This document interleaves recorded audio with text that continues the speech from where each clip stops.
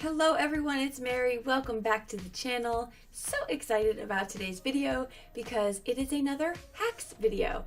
I can't seem to get enough of these videos. And today I am doing a super fun collab with Lou Collins. So I have been watching her YouTube channel for a while, and every single video of hers I walk away learning something. So highly recommend. But our collab today is looking at each other's channel and taking some hacks that we had never tried before and giving them a go. So I'm super excited to show you what I found. But before we get into it, I do want to remind you that if you don't want to take notes, you can go click the link below and you can download this Excel spreadsheet here that I made. There's two tabs, hacks and alternative craft supplies. So it's money savings, time savings, all the savings. Just click that and you can have that and keep it and edit as needed. All right, let's jump in to the first thing that wowed me. I started off strong here because I was in need of some help. I'm going to show you how I am running this very, very intricate die through my die cut machine and having a very difficult time cutting it out. So I'm cutting it out with very thick cardstock. Granted, got that. I tried it with shims. I just couldn't get the precision and the ease of it falling out like I had wanted. So one thing that Lou shared on her channel was to flip your die. So you're going to face it up. So the cutting part is facing up. Now notice I have my clear cutting mat down first, or my cutting plate, and then I put my magic mat on top. So I'm going to run that through my die cutting machine. If you do this, the die cutting or the magic mat seems to warp a bit. We're going to get to that in a second. But now I have this and it fell out incredibly well. So it's such an intricate die, you'll see it up close in a second, that it was almost impossible to just have it all fall out on its own because there's so many thin pieces of it, but each piece came out extremely easily. As opposed to the first round that I tried, it just did not work. So now we have this beautiful intricate die. There it is. I'm going to play with that in a little bit. But let's go back to a hack that, not necessarily from her channel, but I wanted to add in here. There are a few random ones that I didn't get from her, but I want to share anyway. And that is to add heat to your cutting plate or your magic mat, and that will bring it back to its original shape or close to it. Now it takes a little bit of time, probably I was on this thing for about a minute trying to get it back, but it does work. You can already see that it's come back a lot to its shape. I love that these mats do this. It elongates the life of them. So that's the before, and then this is the after. So a real big difference there. All right, let's move into the next one that I saw on Lou's channel that she shared, was to create sort of like this faux foiling. So if you don't have a foiling machine, you don't want to get all those pieces and parts, you can try this. First, take your die cut or your die and cut it out of either metallic or mirror cardstock, something that looks foilish. And I am going to show you here, I'm going to use a clean plate. So I'm showing you that right now. Pull out, if you have it, a clean plate with no marks on it, because that could actually rub off on your holographic cardstock or press into your paper. So then the next thing you want to do is to put this down with some adhesive, whatever is your adhesive of choice. It doesn't matter, I'm using liquid glue. Then I'm going to put the brand new cutting plate on top of it. That's going to prevent some of those really fine granulated pieces of pre-cut stuff getting into your foil look. So that was just an added step I wanted to add that I tried, and it worked really well. And now it looks like this holographic cardstock has been pressed into the paper, so it looks like it's foiled. And you'll see a little bit of that debossing or embossing on the other side. And so I love that trick. I thought that was so fun, especially if you like the look of foil, but you don't want to go, get all the gazillion pieces that you need for hot foiling. All right, moving on. I'm going to use some Bristol cardstock here. Now, I want to share how fun this one was, because all you need is the leftover piece of a die. So let's say you have a shaped die. This one in this case is from earlier, and it was that beautiful floral die, very intricate, but I took the negative piece to it, and I am going to use it as a stencil, i.e. a shadow on the back of my panel. You'll see in a second. So I'm just going to use some primary colors here, some red, yellow, and blue, and I'm going to mix and get a little bit of a rainbow between the two, of course. And I'm using some simple ink blending. This was so stinking easy to do and so fun. And now look how pretty that is. Oh my goodness. The video doesn't do it as much justice as the picture in the end, you'll see, but still pretty bright and pretty fun. And now look at this black version of the die cut here in the black cardstock.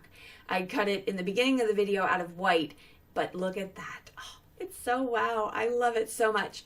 Now I'm putting this down with a fine tip nozzle.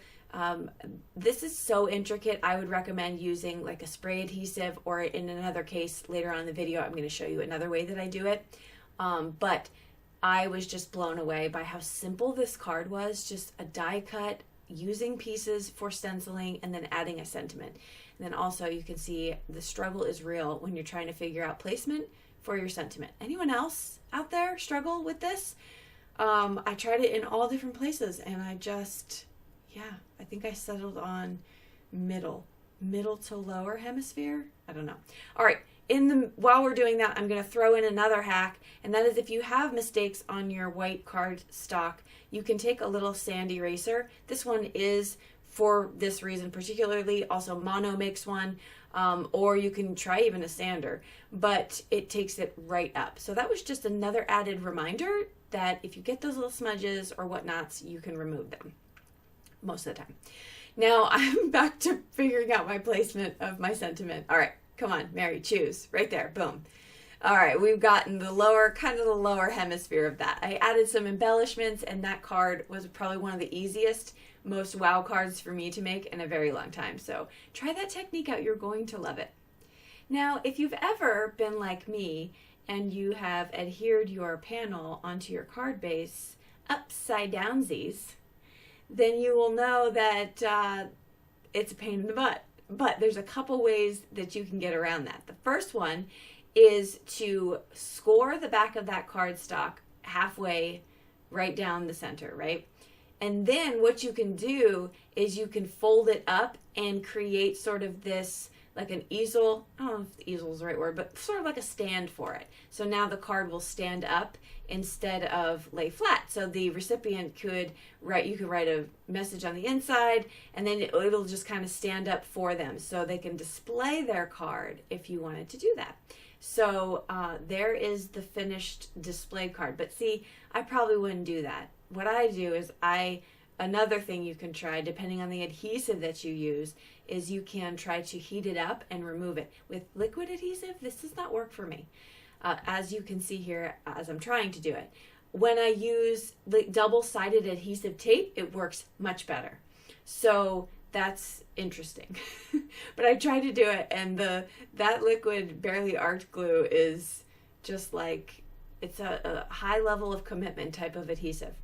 So I just took my paper trimmer out and I said, you're gone. I'm just snipping you right off. And then I added it to another card panel in the right way instead of the upside down way. So there you go. You see me do that now. So yeah, if you ever run into that, well, 100% don't throw away your card, like ever, but there's some options for you. Now this is from something I saw Lou do, and it's not a hack. Maybe it is. Maybe it's like a time hack. But I saw her do these 4 little corners of rainbow colors, spritz it, and then put her card panel in it. And it was the quickest rainbow type of background I'd ever made, like super fast. And I kind of just smushed it a little side to side to mix some of those colors. I did spritz my watercolor cardstock first, and I spritzed the ink. And there we go. And I have that now. This is really great, and you don't need a lot of blending if you're going to cut it out with a die, which I did. I used that floral die again, and I'm going to cut that through it.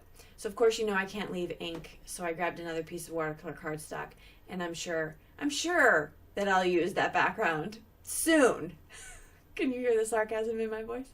Okay, now I'm going to use my same tip that I showed you in the beginning, cutting it upwards. So you lay the die down facing up, and I got this beautifully cut rainbow colored floral die. Oh, it's just so pretty. All right, so now that I have that, I am going to pull out some vellum. This is my favorite vellum that I've ever used. It does all the things fantastically. So, but I'm going to put this dye on there and it's going to be see-through, right? So, I'm just showing you other things here. This is one of the dyes from Lou's new release, and it embosses the outside of it. It's pretty cool.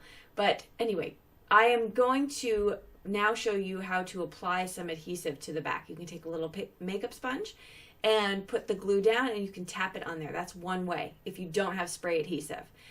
However, either I didn't wait long enough or it doesn't work, but liquid adhesive on vellum did not want to stay. It's probably that I didn't wait long enough. I'm just impatient sometimes. However, I just took it off there and I found another way. So this is another way for vellum if you want to try this. I took out some double-sided adhesive and I placed down my vellum right onto that adhesive.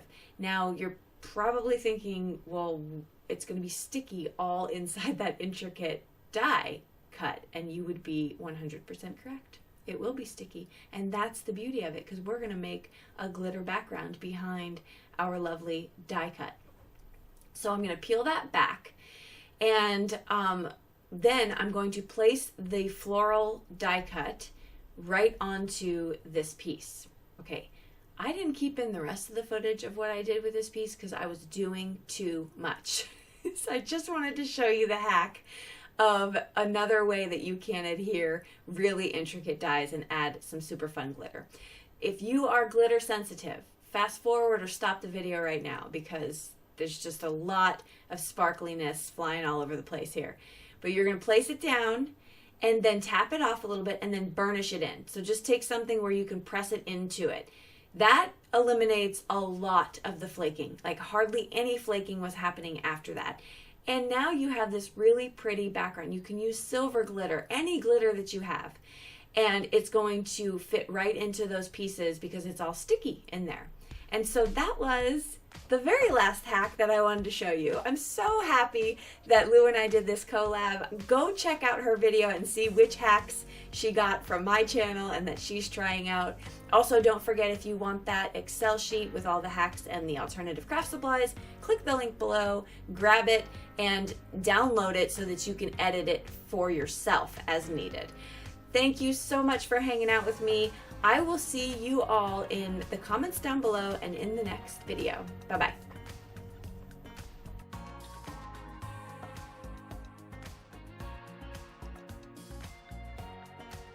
If you liked this video, I think you really might like these videos on the screen.